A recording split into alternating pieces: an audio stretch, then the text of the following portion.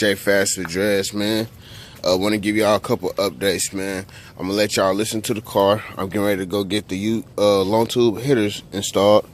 I got new tires on there. Nittos. They go to the new tire size.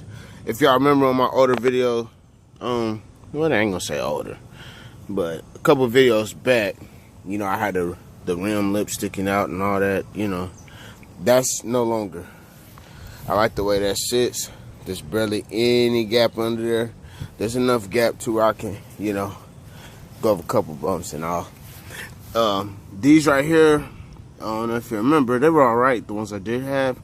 The ones I did have was 255/30s. I went with 255/35 this time.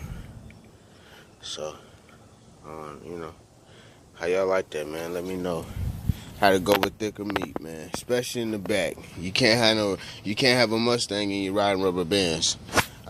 You know, can't do that. Anyway, step back, let y'all take a look at that. How that's squatting now.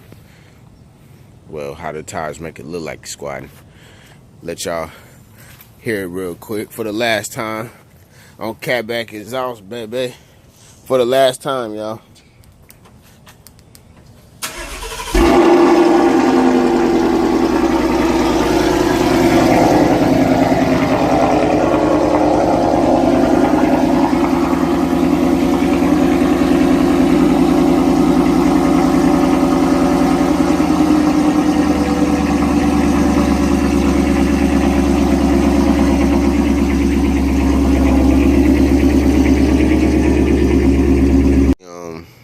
Man, it's shining.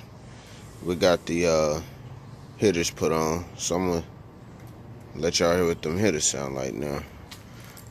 Y'all heard what it sound like without. It's just catback.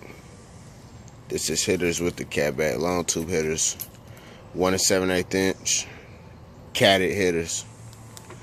So it should sound like.